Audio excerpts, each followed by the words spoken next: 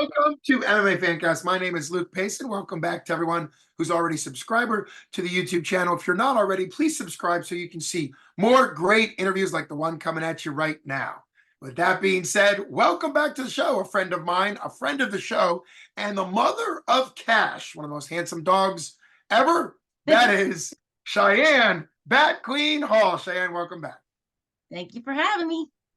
Always fun having you on the show. I've interviewed you while you were overseas, and I believe Iceland. You still hold the record for farthest away interviews. So hopefully you'll travel somewhere someday in the future, and we can break your own record. But welcome back. A couple weeks ago, November 18th, you had your third pro MMA fight. Long time waiting because of just fights and things. It finally worked out. You took on a previously undefeated Mary Rosenbeck, who is no longer undefeated because you beat her by unanimous decision. Walk us through the fight. What was that like for you? Yeah, so the fight with Mary was really tough.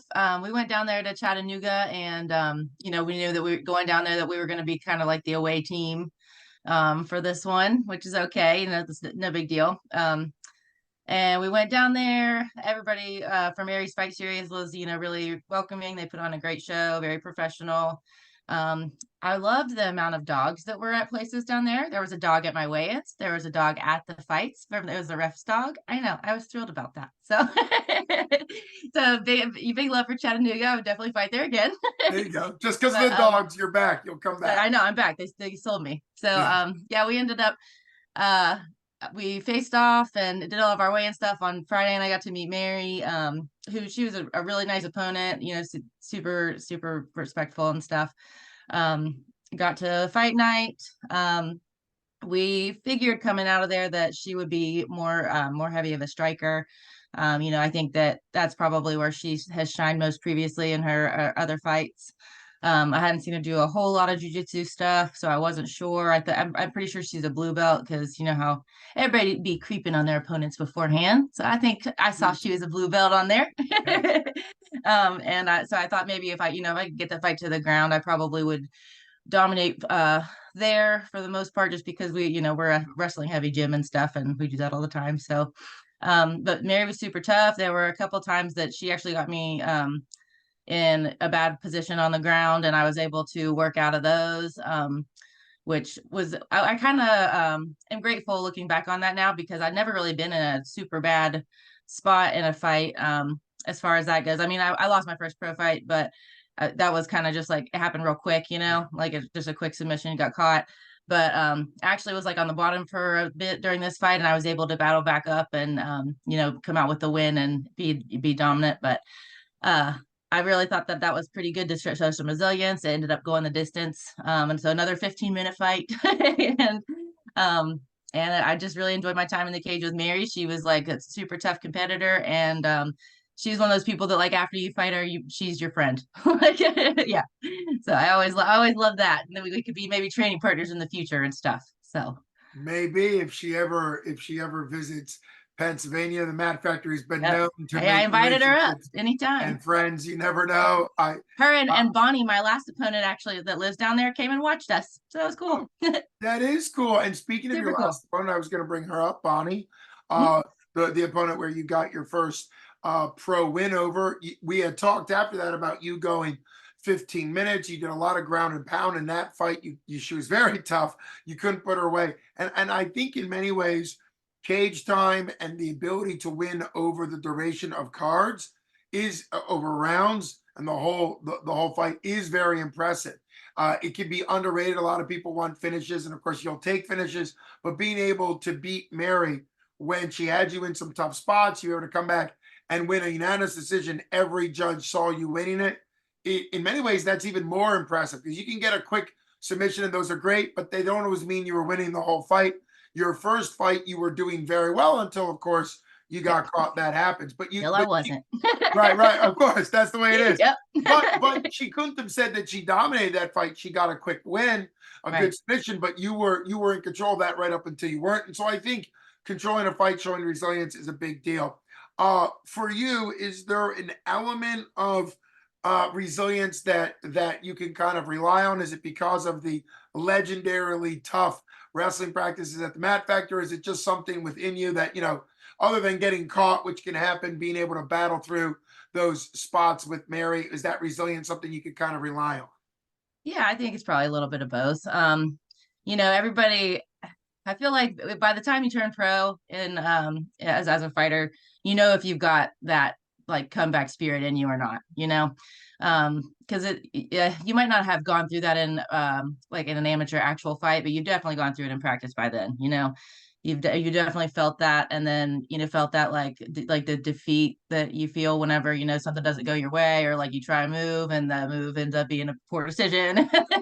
And then but it doesn't matter, you got 4 minutes left, you got to do something else, you got to figure it out. And I was proud of myself and how I handled that as a fighter and as a person.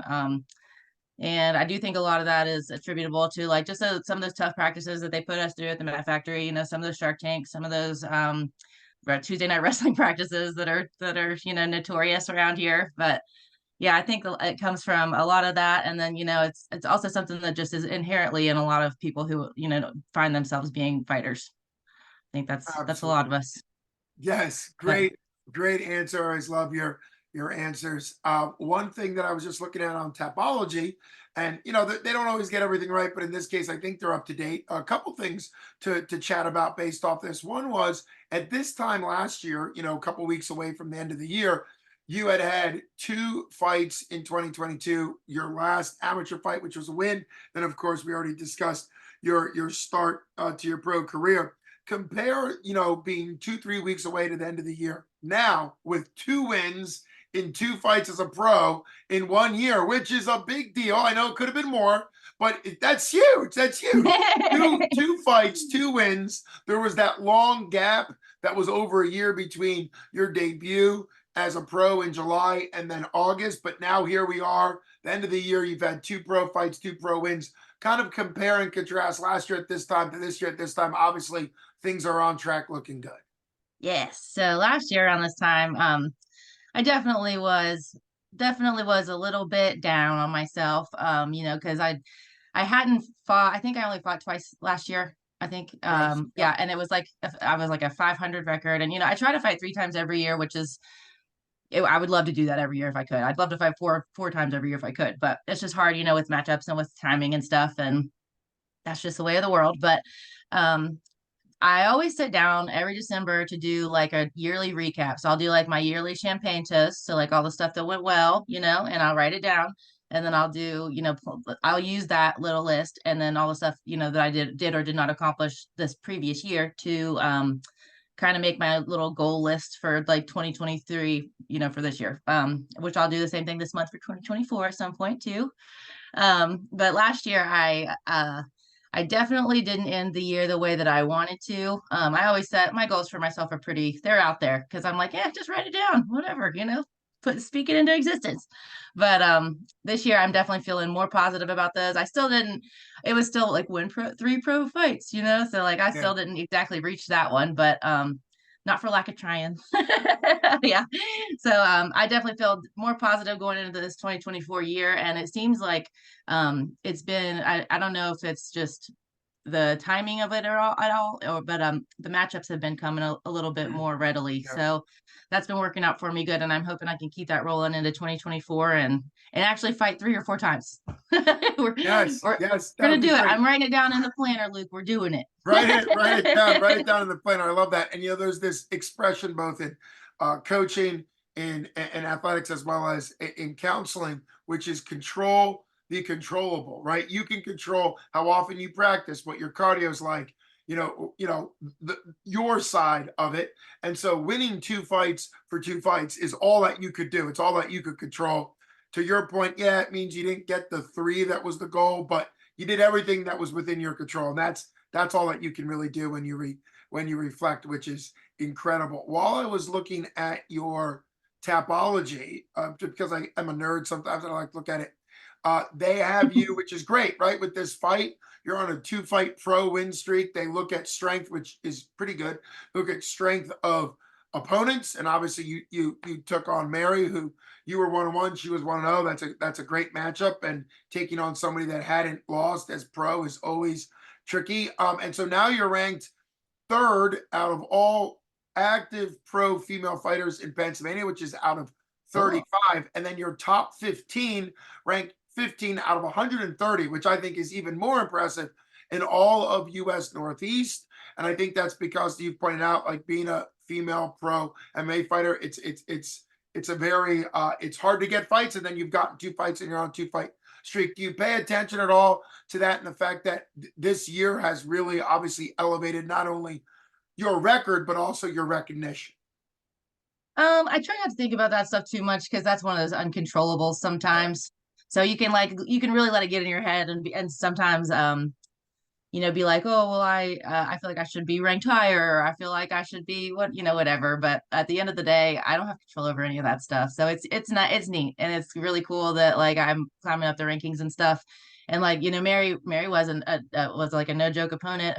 She finished her first pro fight in the I think first round TKO. Mm. So like I think that just I mean it's cool that they moved me up the rankings, but it was even cooler to me just to like go 3 rounds with that person and know I could win in her Yeah, hometown too. So that makes perfect sense. That's always yeah. the more important, the mental game. And you're right, of course. Thank you for quoting my control the controllable back to me.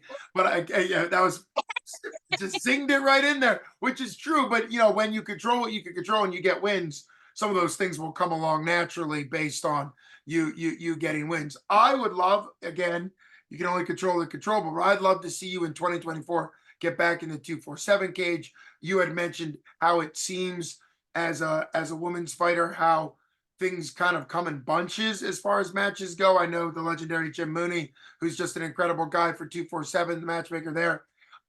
He's told me about that several times, both regarding you and other female fighters he's looking for, where it seems like there's these long droughts and then there's too many fights or at least Yeah. lots of fight options. So hopefully something works out. I know 247 has announced February and Mhm. April of 2024, and that would certainly, hopefully, if one or both of them work out, that would certainly get your year off to a great start. So we've talked about the fact that you train at the Mad Factory wrestling. You've traveled the world doing jujitsu. You've even done jujitsu on a beach in Costa Rica.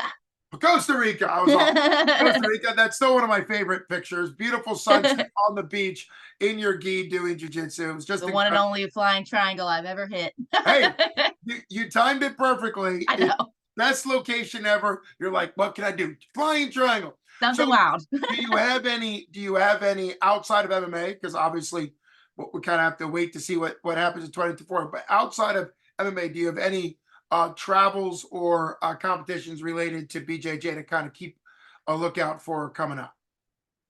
So we don't have any BJJ travels yet, but it's because we had to reschedule a trip from Peru that got canceled last year due to some civil unrest. Uh, So we were like getting packed and ready to go, and 2 days before our trip, they were like, "Hey, you can't come here." So we rescheduled that for January. We're gonna go for my birthday, which is cool, and then my parents and me and my whole family are gonna go to Paris and London. So that'll be Woo! fun. I know. My That's parents went on their first international trip last year, and now they got the travel bug and they want to take us all back. So You're like, you can do that. You're like, okay, I'm in. no, Let's that's go. awesome. You are So, so you said Paris and London. yep, We might have to do an interview of you over there just to keep the we legend got going. to do it. We got to see how far away we can get. And Yes, yes. Chris is going to go with us for that too. So we'll probably train over there. We just don't know Oh, where yet, but I I know would. we'll train. Well, Yeah, Thailand's farther than when, but I can't believe I I've never know. interviewed somebody in Thailand because I know fighters make the trip over to Thailand for Muay Thai. So who knows if you'll end up there? But yes, at some point we'll just Yeah, keep. I know. Well, if I would have known you in a couple years ago, Yes, that's right, because you did go to Thailand. Yeah, what? yeah, I missed out. But I anyhow, would go there more often if it wasn't so far. well, It's that's very, that's very what far.